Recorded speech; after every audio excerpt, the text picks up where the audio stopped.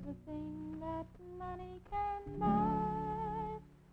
The rich would live and the poor would die.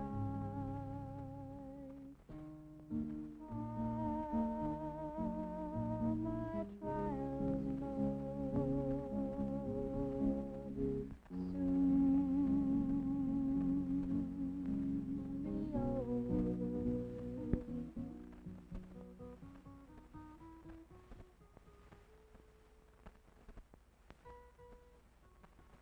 17.5 million people. 1/3 of all rural families are left behind in an age of technology and industrial progress. Families, some of them large families, make less than $3,000 a year. Whites, Negroes, American Indians, Spanish Americans, farmers, ex-farmers, handymen, former coal miners, road builders, rural people struggling with poor housing, limited education, few employment opportunities, and little hope. Throughout America, regardless of race or heritage, they are trapped in a life they did not choose, a life they feel powerless to change. Well, you can watch them walk along the street. They're bent over with their arms crossed frequently, looking down, walking usually slowly.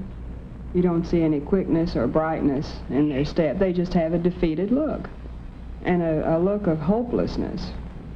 I just do labor work and got no education. And just labor work's all I have to hunt for. Well, I think it'd be a whole lot done in the way of improvement. It could stand a whole lot more improving than furnishing now. It's actually, it could stand some better than I is got. Of course, I don't know whether the man will have to make out if he don't get no better. He'll have to make out some way. These 6 of us in the family, and I only draw $96 a month. $96 a month for 6. Clothe them, send them to school. Yet we now know their lives can be changed. These people can join the rest of America in a life of fulfillment and plenty. But improvement can only come when all segments of the population join together in an effort dedicated to providing opportunities for these people. Not more welfare checks, but opportunity, so they can use their own willingness and ability to become self-sufficient citizens. For example, it is difficult for a small farmer like this one to get along in the fast-moving world around him. His gross income for the previous year was $3,500. Out of that, $3,000 had to be put back into farming, leaving $500 for his own use. He and his wife struggled with no running water, no plow of their own, low-lying wet land and fields full of rocks. They have some cows, but no money for the right kind of feed. As a result, the cows cannot produce as well as they should, and the farmer's income drops still lower. His chosen way of life becomes more and more difficult to maintain. He is ambitious, proud of the farm buildings that he built himself, sorry to have to owe money for necessities, and distressed at the prospect of losing his farm. I know if I'd get the right amount of help, assistance on this farm, I know I could make a go of it, could make ends meet, and if I can't stay here, I would have to lose it. I surely wouldn't know what else to do, because I've done no other work in farming. I've been here all my life, and I sure would like to stay here. When farmers leave, it affects the entire area. At one time, there was large families living here. They made their living over the farm by farming the small fields. They raised their own vegetables in their own gardens. But it seems like that is all gone. It slipped away from us. If we could help them just a little to live in these small communities and make a home here, we think it would be of great benefit to our cities and also our rural areas. The loss of this type of farm, the family farm, has been a great disaster to our particular part of the world here. It has taken the people away from us. Our little communities, our towns have lost the trade and the business. The people have lost and the soil has lost. It's a losing proposition, and our whole philosophy of life out here, the family farm, is being destroyed. Some communities are seeking ways to help the farmers and keep them on the land. We've had a demonstration farm program in connection with our work to help improve on livestock and on having better crops and in building up the soil and various forms of conservation. But we have moved more to the project method in order to suggest ways in which our people can at least supplement their income. One of the things that we are trying to do is to carry on work at our sorghum mill. Here people raise cane and then bring it to the mill for processing. This is a project in which we have been able to get the people to take much of the initiative. We have provided some leadership, however. We have a full-time director of economic development in our program. The purpose of this project, this sorghum project, is to help the people of this area to help themselves. What we are really trying to do is to help really two classes of people, those farmers who would bring cane in to the mill, and also to help those who might be able to work here at the mill. One of the firm convictions that we do have about our mountain people is that they do want to help themselves if given an opportunity. It doesn't necessarily have to be a sorghum project, but we feel one of the most important things is that local communities organize themselves and attempt to work at helping themselves together rather than depending on someone else to come in from the outside and furnish all the resources in terms of leadership and finances. It'll mean most when local communities can organize themselves and develop projects together. But industry is only part of the answer. Sometimes a relatively small improvement can mean the difference between success and failure. The most important thing is, in this valley of ours here, is the water. Without water, we cannot do anything. Every year, the people of this farming community put up a brush dam in an effort to get water for their crops. But every year, the dam washed away in the floods. Many people got discouraged, left their farms, and moved away. Those who remained refused to be defeated. This time, they worked with the state and federal governments and received technical help and some equipment. The people worked without any pay to build the new dam, and it has outlasted the floods. The dam you see behind us now is the most important thing for the people in this community, and mostly because we made it with our own hands, and the people are very proud because they've done the work themselves.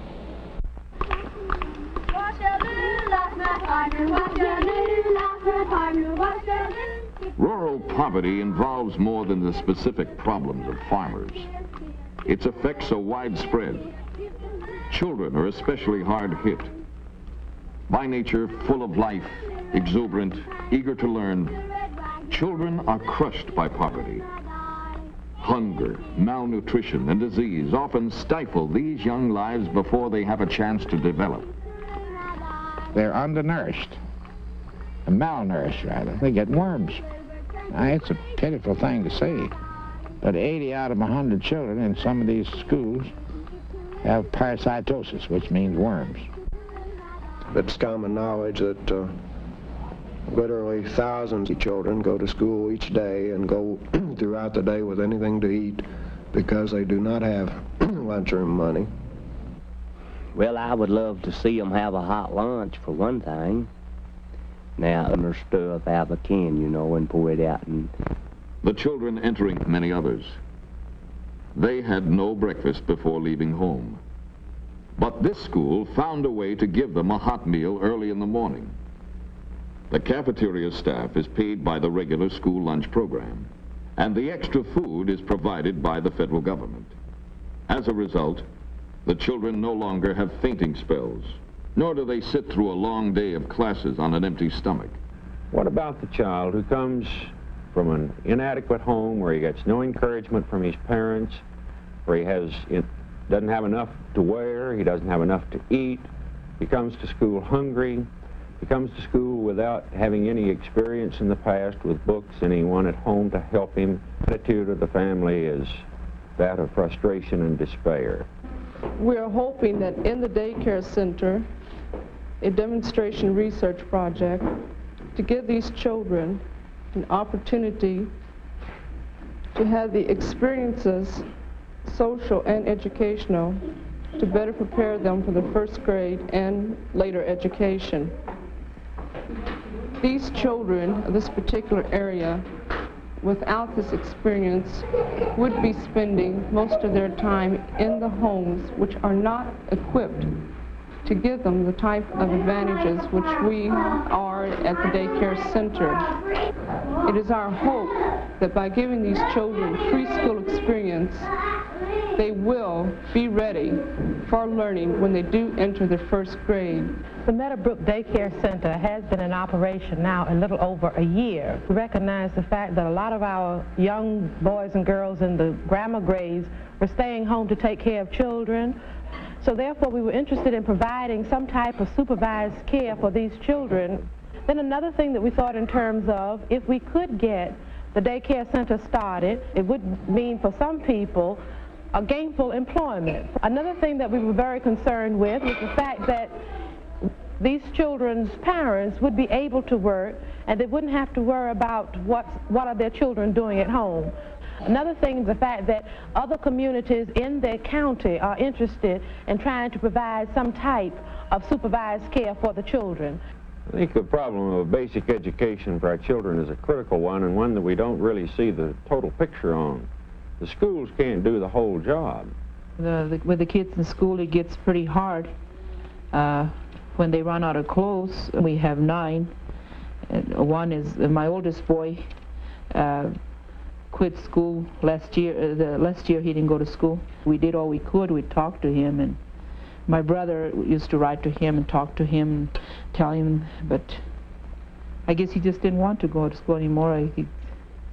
He said that he never did have what he needed most of the time, and that when it got to where he had to pay for those current events and things like that, that all the other kids would pay for him, and he was the only one that would be without paying, and it used to embarrass him and things like that. Well, maybe that's what actually got him to where he didn't even want to study anymore. I really don't know. We do occasionally have a few who cannot make out in the public school. They are so far behind from not having attended school regularly in their own homes that they are too frustrated to learn in the public school. They feel they can't do it, and as a result, their behavior is difficult, and the teachers find it very difficult to teach them. For these children, we have a special class here on our campus where they can hopefully receive the kind of individual attention they can use to get a new attitude toward learning and an interest in learning, which they haven't had before. These children at the present time are all teenagers, working about on a 3rd or 4th grade level.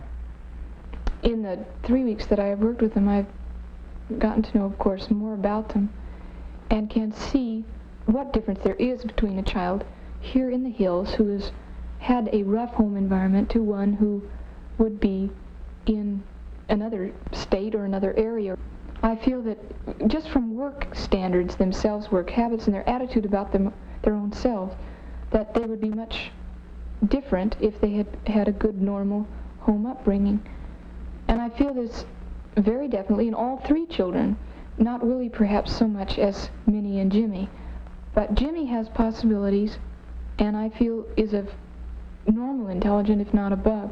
And I feel that he has a good mind when he wants to use it, but he's been defeated so many times in living, in expressing himself, and in being in school that he just no longer has a desire to learn. Suppose that he does make the effort to learn and succeeds. What then? Will there be a job for him and for many others like him? We need help, work. That's all we ask, just a job. Yeah, I'd like to work. I'd like my husband to have a steady job, and that way we could get along better. When industry and government work together, these people can be trained to work well in new jobs. Sequoia Carpet Mills became a dream in the minds of several of us, a dream that had a purpose, and that purpose was to provide the opportunity for employment for people such as these here in this room, who without this or other industrial opportunity would not have a job. There were many obstacles to overcome in the establishing of a new industry in an area that had never had any experience in textiles. All of the local people had to be trained in jobs that are skilled, for we have no unskilled labor in our plant. This was accomplished through cooperation of the state and federal government in their various training programs. And we found that these people not only were anxious and willing, but in some instances learned faster than people who had grown up around textiles. We've had a lot of thrills in seeing these things come about. Our job isn't finished. We've got a long, long go.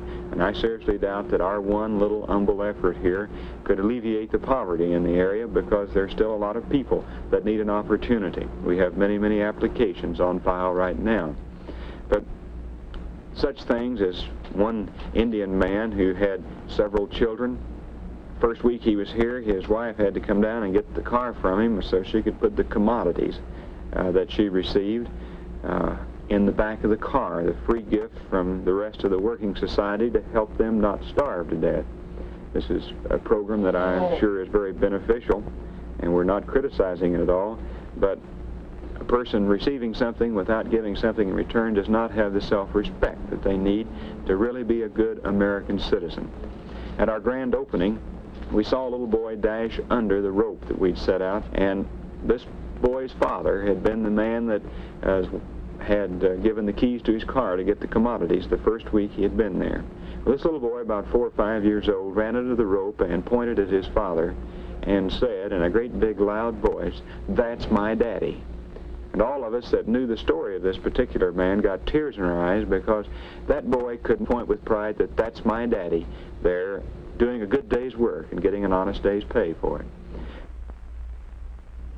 Even with a job, a man may have to return at night to a dilapidated, crowded shack where his incentive and determination can slowly ebb away. I think the most immediate and the most drastic need in this territory, especially in this county, is housing. The houses in this county, 99% of the residences are frame, and they're from 20 to 35 to 40 years old. They have been patched and cobbled up until they don't look too bad from the outside as you pass, but they actually fall into pieces. 95% of the homes have outside toilets, no water facilities. A few have water run into the house, and they simply pipe it out on the ground. Well, I've heard a lot of tales, like so-and-so lives up in the hollow and doesn't have any running water and no lights and likes it. That's a bunch of Tommy rot. He doesn't like it. Would you like it? These people found a way to do something about it. With a government loan only sufficient to buy materials, this family set about repairing their house themselves.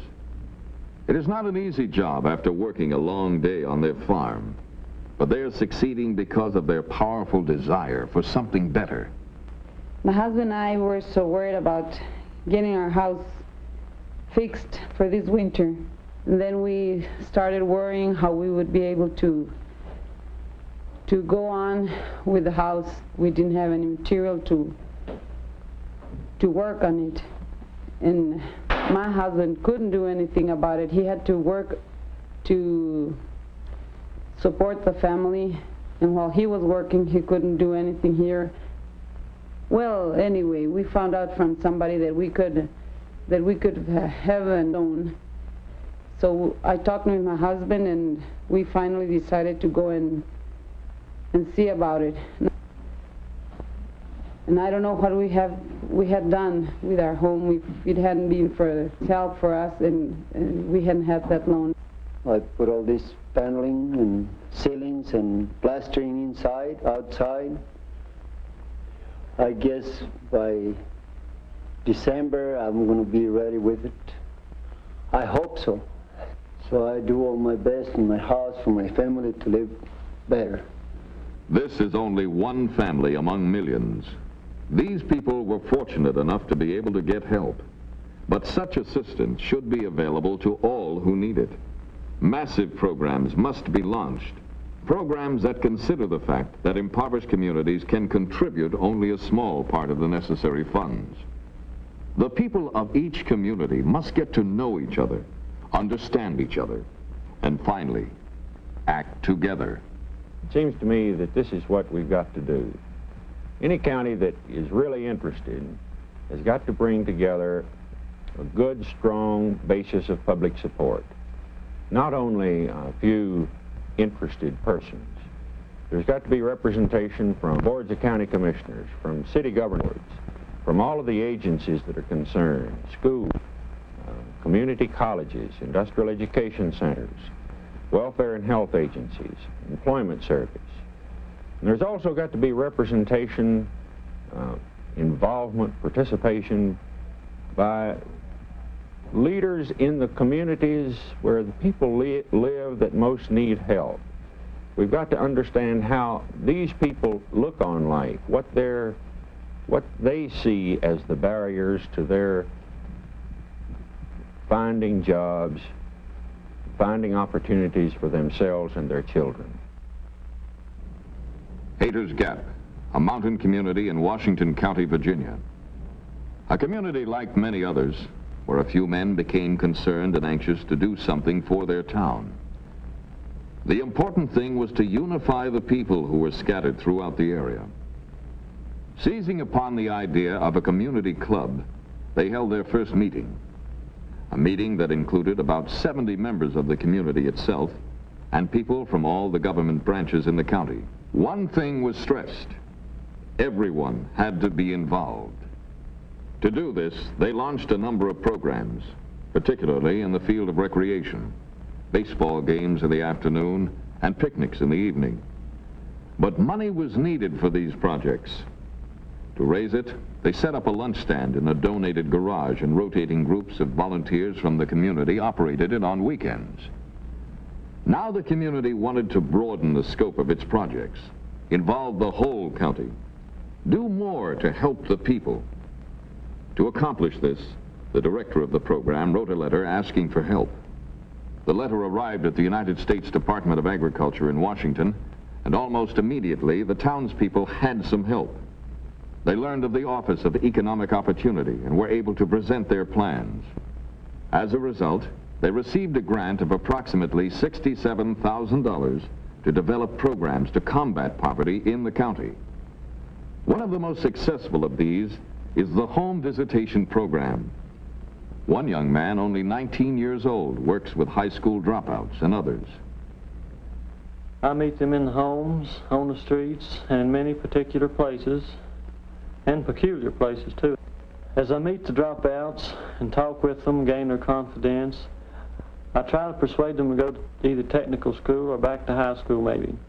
In doing this, I take them to technical school, let them talk to authority there, and explain things, such as the classes, the courses, how long to last. And with this, they become interested in this. And so eventually they will enroll in the technical school and take a trade and become specialized in this. The thing that I'm particularly interested in is the illiterate people, especially the young illiterate people.